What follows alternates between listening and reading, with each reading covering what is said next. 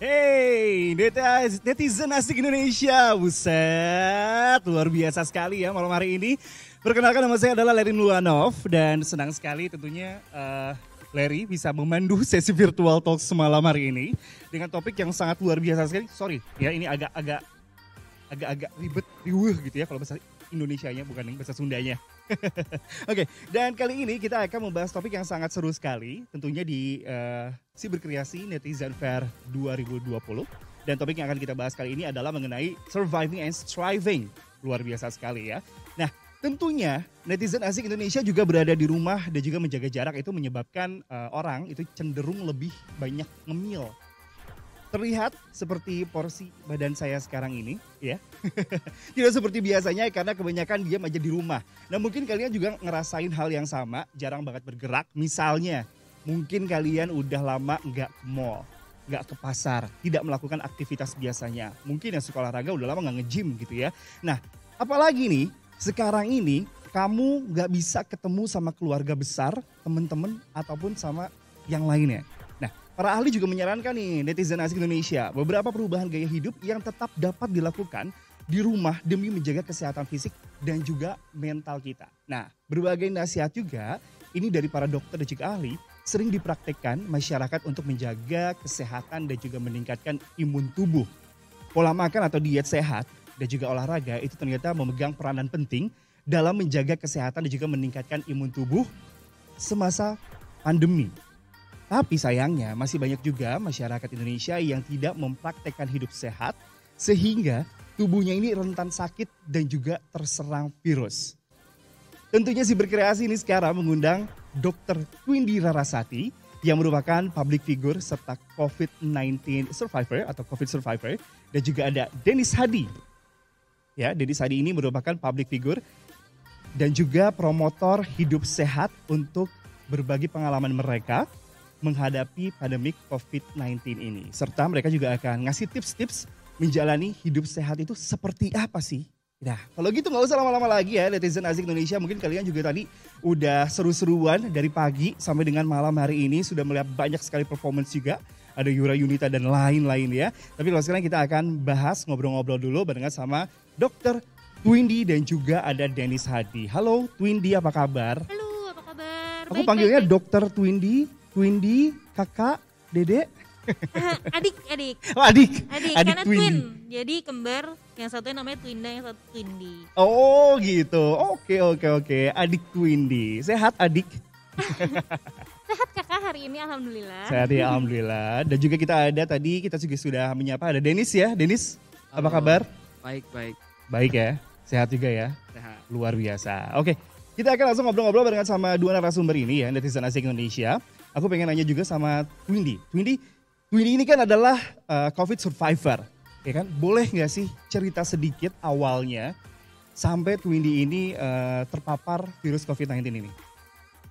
Oke, mungkin kalau ada orang yang kenal aku sebagai public figure di balik gue main di mana, acting, nge-host, tapi sebenarnya pekerjaan aslinya adalah dokter. Nah, sebagai tenaga kesehatan tentu saat awal-awal tuh kita punya resiko untuk terpapar dengan si virus ini lebih besar karena kan kita harus berhadapan langsung menangani pasien-pasien. Nah, jadi aku nggak bisa pointing out, oh gue kena dari ini, dari itu, dan nggak guna juga kalau untuk kita pointing out kena dari mana. Tapi intinya resiko kita terutama pada tenaga medis saat itu memang lebih besar daripada teman-teman yang lain, jadi bisa terpapar sehingga ya udah muncullah gejala-gejala yang sering udah diomongin sama orang-orang ya zaman sekarang.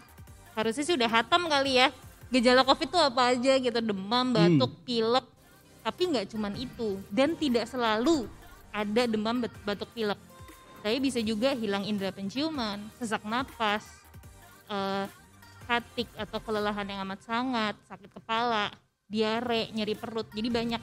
Jadi nggak bisa kita bilang, oh orang ini nggak demam berarti dia bukan COVID, nggak gitu. Jadi harus dievaluasi lebih lanjut lagi. Oke, berarti Twindy juga merasakan gejala-gejala COVID yang sama sebenarnya? Hah? Atau gejala-gejala yang Twin dirasakan itu sama dengan umumnya para penderita COVID juga? Waktu itu yang kurasakan tidak ada demam, tidak ada batuk, tidak ada pilek. Tapi yang langsung aku rasakan tuh sesak napas, kelelahan yang amat sangat, sakit kepala, hilang indera penciuman, hilang indera pengecapan. Cuman waktu itu aku kena bulan April dan itu belum banyak paper-paper atau jurnal yang menyatakan hilang indera penciuman dan pengecapan itu udah termasuk gejala COVID. Kita baru ibaratnya tanda kutip waktu itu baru ngetren demam batuk pilek. Padahal it's much bigger than that. Banyak yang gejala-gejala yang lebih luas lagi, tidak spesifik terhadap si COVID ini aja. Oke, berarti lo juga merasakan sebenarnya gejala-gejala, tapi gak semuanya gejala itu dirasakan gitu. Betul. Ya. Dan banyak juga sebenarnya para penyintas dari COVID-19 ini juga tidak merasakan apapun. Betul. Ya kan, bahkan dia juga nggak ngerasa sampai dia sembuh pun, dan dia nggak tahu kalau dia tuh kena gitu. Itu Betul. Juga ada yang seperti itu ya. Betul. Jadi ini kan penyakit baru ya. Kita baru kenalan sama penyakit ini kalau di Indonesia bahkan belum 1 tahun. Kalau di dunia dia udah anniversary lah ibaratnya.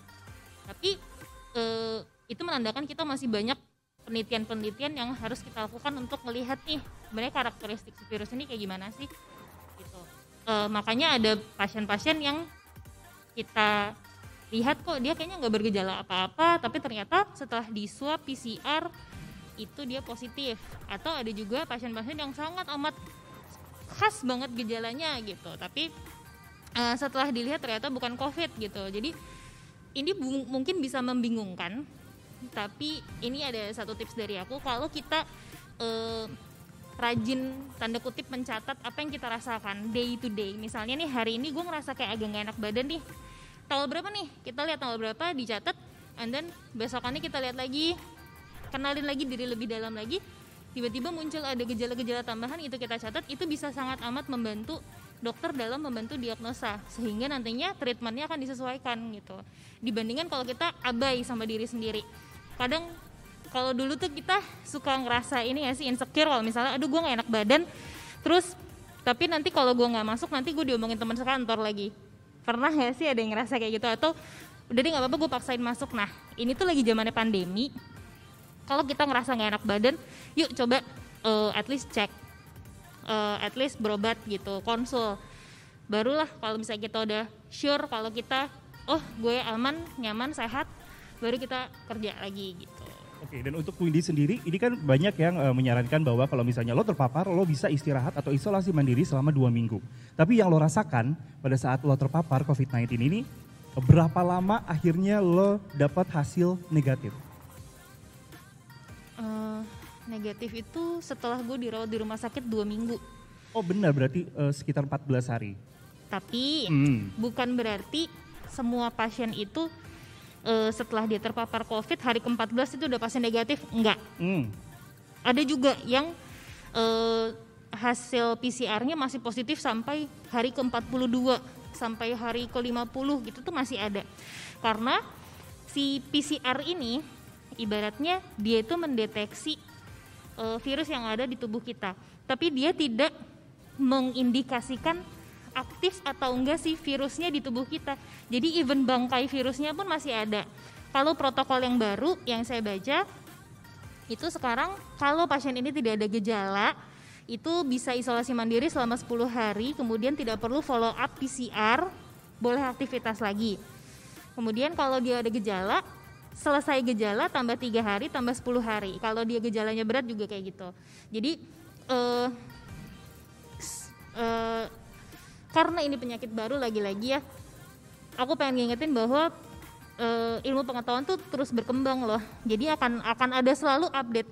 Apa yang aku ngomongin sekarang di sini mungkin bulan depan udah bisa diupdate lagi, karena protokol yang sekarang tuh udah beda juga sama protokol waktu aku dirawat gitu. Waktu dulu harus 2 minggu isolasi di rumah padahal udah negatif 2 kali gitu. Nah sekarang udah beda lagi nih. Jadi kita meskipun kita bukan dokter, sebagai masyarakat kita juga harus tahu cara melindungi diri kita kalau misalnya sampai kena. Kalau kena, apa yang harus dilakukan dan apa yang dihindarin sampai akhir gitu bacanya gitu. Dan menurut lo masyarakat sudah paham akan itu atau masih perlu penyuluhan lebih lanjut juga? Menurut aku sih masyarakat udah tahu gimana caranya nggak kena, karena saya yakin kita tuh udah hatam nggak sih namanya 3M. Kalau ditanya pasti kan 3M tuh apa gitu, masker, jaga jarak, terus cuci tangan gitu. Tapi belum banyak yang menanyakan kalau gue kena COVID, and then what will I do? Coba, kalau lo sendiri gimana? Udah mempertanyakan itu belum? Kalau gue kena COVID, gue akan dirawat di mana ya gitu? Gue akan mencari rumah sakit yang bisa merawat gue. Kalau misalnya rumah sakit kosong ya otomatis gue akan isolasi mandiri. Mau gimana lagi kalau misalnya ternyata rumah sakit penuh. Nah, ya kan? Tapi belum banyak juga orang nanyain, oke, kalau gue akan dirawat di rumah sakit rujukan pemerintah atau rumah sakit swasta, gue punya asuransi atau enggak, atau gimana. Terus orang tua gue di rumah, misalnya yang tinggal satu rumah nih, orang tua gue di rumah, kalau misalnya gue sakit, mereka siapa yang urus? Atau anak? Biasa kalau umur produktif gini udah pada punya anak gitu. Anak gue nanti sama siapa ya? Gitu. Jadi yuk coba mikirnya ditambah lagi, lebih jangka panjang lagi. Jadi supaya kalau misalnya kita mau ngambil keputusan apa-apa, nggak cuma sekedar gue mau have fun lah, gue mau ini, gue mau itu, tapi kita nggak mikir jangka panjang. Kalau misalnya gue kena tuh, gue harus gimana gitu. Berarti sebenarnya masyarakat juga harus paham ya akan itu ya, akan bahayanya COVID-19 ini sendiri, ya kan, karena banyak juga yang masih meremehkan tentang virus ini. Jadi mungkin lebih ke mitigasi bencana di diri sendiri lah gitu. Jadi kita mikirin jangan sampai bagus banget udah mikir sampai aduh gue jangan sampai kena. Jadi kita melakukan apa yang kita bisa supaya kita nggak kena. Tapi kalau bisa ada plan B-nya. Kalau memang nih nauzubillah min dzalik gue kena, and then what will I do? Terus recovery-nya kayak gimana? Jadi mikirnya agak panjang, udah di plan. Insya Allah tuh sehari-hari kalau gue ya sehari-hari tuh bisa menjalaninya juga. Gue tahu apa yang harus gue lakukan gitu. Dibanding kalau kita cuma mikirnya setengah gitu. Betul. Berarti dari sejak dini sebenarnya harus dicari tahu apa yang harus lo lakukan ketika lo terpapar. Ya, itu pesan dari Dr. Twindy. Jadi untuk netizen asik Indonesia, coba tanyakan sama diri sendiri apa yang akan gue lakukan ketika gue terpapar. Ya, itu hal terburuknya. Tapi auzubillah min dzalik katanya kan. Oke, aku beralih dulu sama Denny Sadi. Denny Sadi ini sebagai entrepreneur. Ini bisnisnya banyak banget. Banyak banget, serius. Dimulai, tadi gue udah kepoin soalnya. Dimulai dari catering. Ya, enggak sih, udah lama dong. Dimulai dari catering, ya kan? Catering makanan sehat. Terus juga lo punya salad juga. Terus juga ada minuman sehat juga, healthy drink juga. Terus ada juga clothing. Jadi kayaknya semua lo babat abis sih. Emang sebenarnya bergeraknya di bidang kesehatan semua sih, pas. Iya, semuanya di bidang kesehatan juga. Nah, gue juga pengen tahu nih alasannya kenapa lo lebih memilih, lo juga kan bisa dibilang konten kreator juga, ya kan? Gimana, sorry? Bisa disebut juga konten kreator juga. Karena di Instagram lo juga lo selalu menekankan hidup sehat dan hidup sehat gitu kan, olahraga dan lain-lainnya. Nah, kenapa lo memilih untuk menjadi konten kreator yang menyuarakan hidup sehat? Padahal sebenarnya kan banyak banget ya konten kreator. Ada yang pengen dia terlihat lucu, ada yang pengen dia bikin video-video yang unik gitu. Tapi lo memilih itu? Sebenarnya kalau misalnya disebut konten kreator sih kayaknya gue bukan konten kreator. Soalnya konten-konten yang gue buat itu memang buat bisnis semua. Buat personal branding sama buat bisnis. Gak ada untuk entertainment memang. Nah jadi kalau misalnya pertanyaannya kenapa gue pilih di bidang ini, sebenarnya karena pertama gampang aja. Satu keluarga gue memang hidup terbilang sehat dari zaman kecil ya. Contohnya olahraga, kita satu keluarga literally setiap minggu dari zaman kecil tuh udah dilatih. Kita anak-anaknya dilatih semua jenis olahraga, you name it, gue bisa semua, hampir semuanya. Sampai renang pun kita diperlombain dari umur 4 tahun, udah diceburin kolam renang, disuruh lomba. Nah intinya kita udah diajarkan untuk berolahraga. Cuman belum tentang makanan sehat. Jadi pada saat itu munculnya itu karena diri sendiri. Jadi pada saat lagi kuliah mau bentuk badan ceritanya di situ. Asalnya dari sesosok anak yang kurang di-respect dulunya, gue tuh gitu. Mengubah bentuk badan gue biar gue pede. Diri sendiri pede, kalau misalnya badannya lebih bagus kan lebih pede ya. Nah jadi mau nge-gym, fitness, nah kita tahu bahwa mau bentuk badan yang bagus, bukan internal kesehatan loh, mau bentuk badan bagus tuh butuh makanan selain olahraga. Dari situ baru mendalami pelan-pelan dari kuliah, kayak gitu sih ceritanya. Oke, berarti diawali dari kecil? Kalau dari kecil olahraga doang ya. Olahraga? Kalau hidup sehatnya mungkin bisa dibilang dari kuliah, karena di situ baru belajar bahwa pentingnya nutrisi, pentingnya makanan sehat untuk badan yang bagus, untuk juga kesehatan. Oke. Di situ belajar sendiri, otodidak, bukan dokter ya.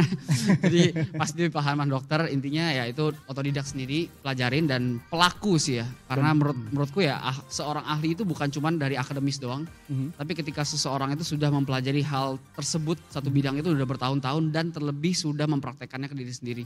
Oke. Jadi ya kayak gitu lah. Dan kalau bisa dilihat juga adek lo juga sama hidup sehat juga. Mama juga sama. Sama, kan? apalagi mama ya.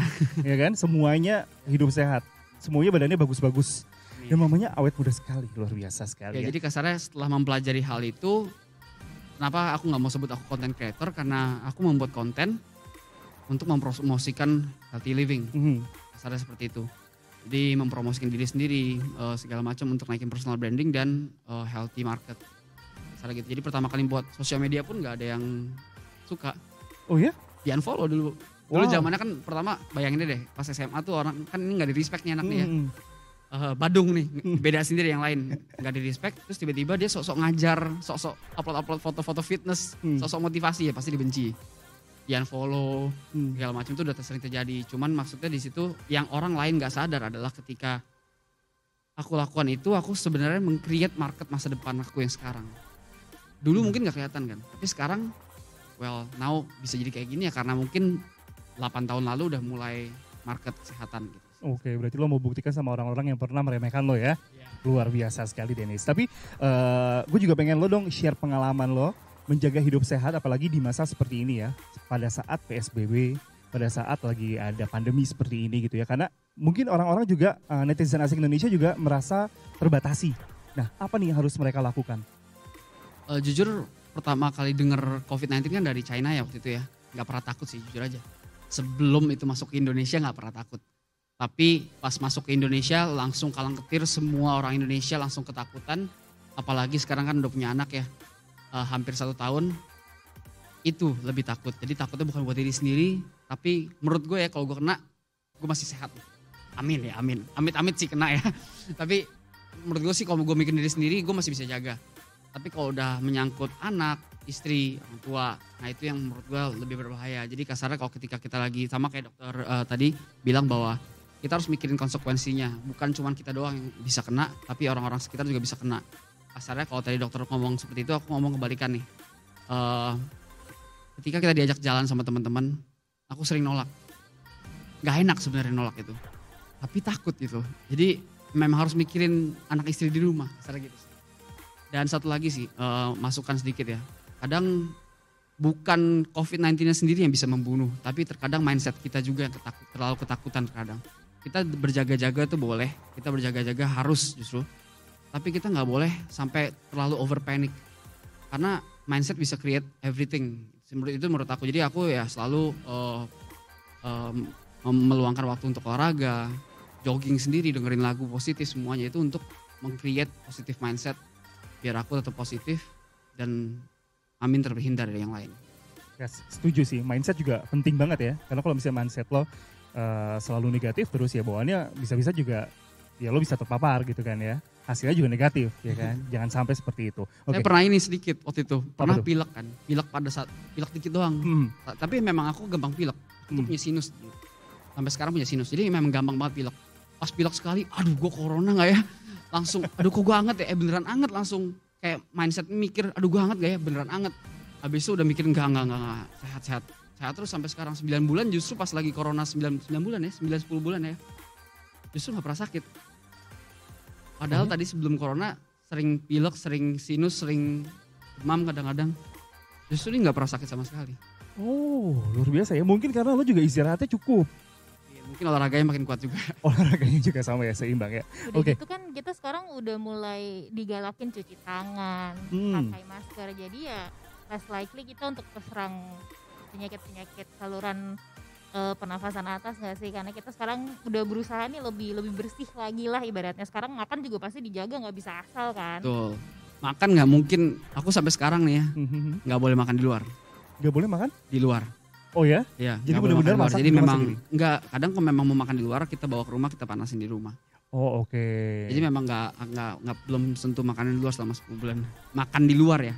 Makanan luar udah tapi dibawa ke rumah, dipanasin di rumah. Oke. Dan mungkin juga banyak nih netizen asik Indonesia juga yang di rumah pengen banget melakukan pola hidup sehat sama seperti lo gitu ya. Mungkin cuma bisa lihat di Instagram mengikuti apa yang lo lakukan gitu. Tapi boleh diinformasikan gak sih sama mereka nih yang nonton sekarang, sebenarnya apa yang harus mereka lakukan dimulai dari olahraga. Olahraga biasanya mungkin mereka taunya pergi nge-gym, harus ke tempat gym. Tapi sebenarnya ada olahraga yang bisa dilakukan di rumah juga, ya kan? Nah dari Denny sendiri, ada nggak sih olahraga yang gampang dilakukan di rumah, yang bisa juga membuat badan kita juga tetap bugar, sehat, dan imunitas kita juga tetap bagus gitu? Banyak kok, di rumah tuh bisa banget. Jadi waktu pertama kali corona kan aku juga takut banget ya, gym langsung tutup kan, PSBB ya kalau nggak salah waktu itu kan. Ya aku di rumah ya itu bisa banyak lah itu di YouTube, aku nggak bisa jelasin masing-masing gerakannya. Tapi di rumah tuh banyak home workout, cari aja di YouTube tuh banyak banget untuk kita bisa 30 menit 1 jam tuh udah cukup banget untuk kita mengeluarkan keringat. Karena ketika kita mengeluarkan keringat pasti metabolisme kita juga lebih kencang dan mindset kita mestinya biasanya lebih positif. Tapi yang paling penting memang makanan sih. Jadi kasarnya kalau yang aku pelajari selama ini dan aku rasakan bahwa olahraga paling cuma 30%. Tapi makanan dan nutrisi itu yang 70% kurang lebih sekitar segitu. Jadi memang makanan itu atau nutrisi lebih penting. Gak cuma kalau kita olahraga mau kayak 1 hari 6 jam gitu ya. Tapi makanannya nggak jelas, bahkan nggak ada nutrisinya, nggak akan bisa akan breakdown sih tubuhnya. Oke, tadi lo bilang makanan itu yang paling penting 70% lah. Ya, makanan bisa 70%. Pentingnya 70%, ya, pentingnya 70% maksudnya. Oke, dan makanan-makanan seperti apa nih yang harus dikonsumsi apalagi lagi ya di masa pandemi seperti ini yang harus banyak dikonsumsi menurut lo sendiri sebagai ya lo hidupnya sehat dan lo punya catering makanan-makanan sehat. Nah, apa nih yang harus banyak dikonsumsi? Sebenarnya ini kita semua udah tahu dari kecil. Tau nggak apa? 4 sehat 5 sempurna. Itu udah paling basic dan paling rules paling awal. Itu 4 sehat 5 sempurna udah ada lengkap semuanya dan kita nggak usah sampai ngindari lemak sama sekali. Lemak kita butuh juga kok. Kita makan seperti biasa aja tapi banyakin nutrisi seperti protein, vitamin kita bisa tambahin, dari buah juga bisa ditambahin segala macam itu sih. Sebenarnya kalau makanan mestinya semua orang mesti sudah paham, cuman gak dilakukan aja. Betul. Berarti harus balance 4 sehat 5 sempurna, sebenarnya itu basic ya. Dan kalau bisa kurangin gorengan, karena kalau ketika kita sering makan gorengan pasti nanti kita bisa radang. Ketika kita radang mindsetnya adalah corona. Nanti corona beneran. jadi seperti itu kali ya. Oke, itu adalah tips ya. Jadi jangan sampai netizen asik Indonesia juga mungkin bisa menerapkan itu juga ya. Oke, dan aku juga mau nanya sama Twindy nih sekarang. Tadi kita udah ngomongin tentang hidup sehat. Lo sebagai dokter juga ya. Sebenarnya hidup sehat yang baik dan juga benar yang harus dilakukan sama netizen asik di rumah itu seperti apa? Kalau merujuk dari definisi sehat dulu deh ya. Sehat itu bukan hanya ketiadaan penyakit atau kecacatan dari seseorang, tapi sehat itu banyak, luas banget. Mentally dia sejahtera juga apa enggak. Jadi kayak sebenarnya sehat itu nggak bisa kita cuman ngomong ke diri sendiri doang. Jadi even the negara ini juga harus mikirin sehat gitu. Nah kalau bilang sehat, cara gue achieve kata sehat itu yang pertama yang paling mudah dulu fisik. Kenapa? Karena it's much easier daripada mental. Karena kalau mental kita benar-benar harus kenalin diri lagi gitu. Dari fisik dulu gue melihat anjuran-anjuran yang bisa gue lakukan kayak tadi, dari nutrisi, dari olahraga yang direkomendasiin tuh kayak gimana sih, yang durasinya berapa, sebenarnya nggak perlu lama-lama banget loh gitu. Seminggu tuh 150 menit, boleh dibagi-bagi jadi 3 misalnya. Hari Senin, Rabu, Jumat gue olahraga 1 jam, udah tuh dapet 150 menit. Atau gue kayak sibuk tapi gue bisa nih setiap hari 30 menit aja cukup, jadi ya lo bagi-bagi aja gitu. Kemudian nutrisi, meskipun balik lagi bukan dokter, tapi menjaga kesehatan itu adalah kewajiban kita sebagai manusia gitu. Itu bukan tanggung jawab orang lain, tapi kewajibannya di kita. Jadi yuk cari tahu apa sih yang sehat untuk kita, apa yang kurang sehat untuk kita. Jadi dengan kita nambah ilmu lagi, kita terapin lagi ke diri sendiri, insya Allah bisa achieve apa sih definisi sehat buat kita gitu. Oke. Jadi sebenarnya definisi sehat itu juga banyak sebenarnya ya. Tapi dimulai dari makanan sehat, olahraga yang cukup juga, dan istirahat yang cukup juga itu penting banget ya Dr. Twindy ya. Oke, ini sebenarnya waktu juga sudah ternyata cepat sekali berlalu ya. Aku juga mau nanya dulu satu pertanyaan terakhir untuk dari masing-masing narasumber ya. Aku mau ke Twindy dulu deh. Twindy juga boleh dong kasih tips untuk netizen asik di rumah, tips untuk menghindar dari terpaparnya COVID-19 dan juga langkah yang harus diterapkan jika terpapar tidak dapat dihindari. Oke, semua teman-teman pasti tahu 3M.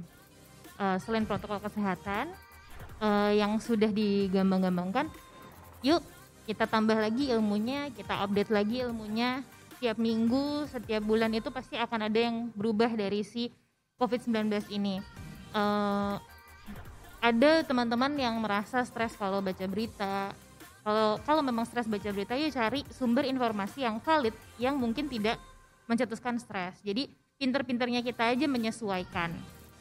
Lalu coba deh ubah mindsetnya. Kalau mendengar berita buruk, cari apa sih yang bisa kita ambil dan kita bisa terapkan di kehidupan supaya itu bukannya bikin kita stres, malah bikin kita tambah maju gitu. Jangan apa-apa kayak aduh gue stres nih dengar berita COVID mulu gitu. Justru kalau misalnya dengar sekarang yang terpapar 8.000, berarti apa nih yang harus saya perbuat gitu. Jadi coba yuk tambah lagi mindsetnya lebih kaya lagi.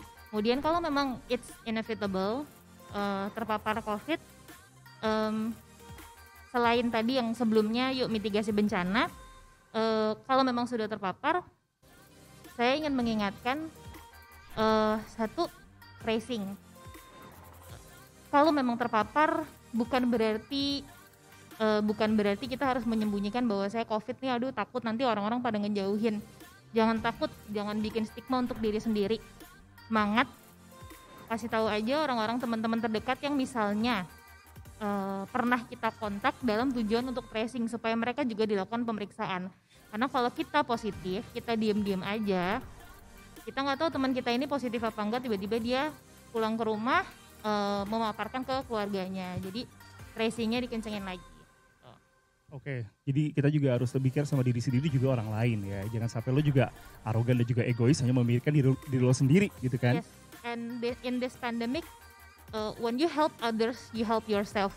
Dengan kita ngebantu orang lain menghadapi pandemi ini, kita juga ngebantu diri kita, ngebantu keluarga kita. Oke, sip, setuju. Ya, jadi netizen asik, jangan lupa pesan-pesan dari Dr. Twindy harus lo lakukan ya. Oke, pertanyaan terakhir untuk Dennis.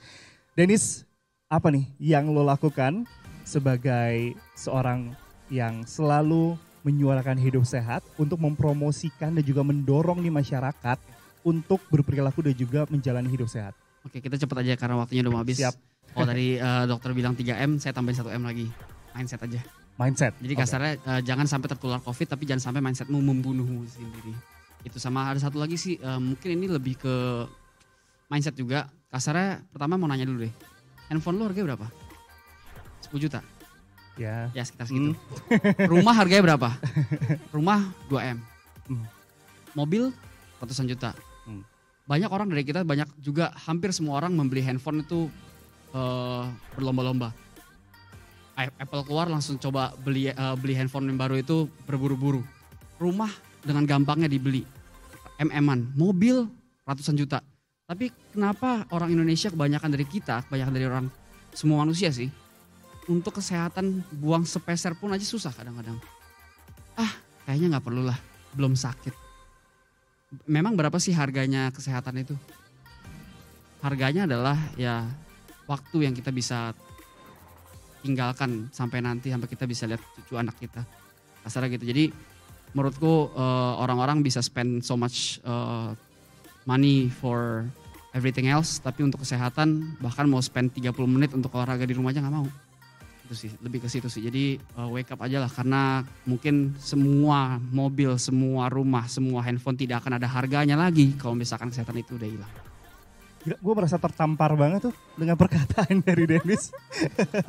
Lo bisa beli apa yang lo mau, tapi lo kalau misalnya mau menjalani hidup sehat kayak susah banget gitu ya. Oke, kalau gitu thank you Dennis, thank you Dr. Twindy udah sharing barengan sama kita di Siberkreasi Netizen Fair. Dan untuk netizen asik Indonesia juga terima kasih banyak udah standby dari pagi sampai sekarang. Kita ingetin lagi untuk selalu siaga. Ya, dengan adanya di pandemi ini selalu ingat yang namanya 3M, yaitu adalah mencuci tangan, menjaga jarak, dan juga Apa coba? Iya tuh Indi, bantuin dong. 3M adalah sorry.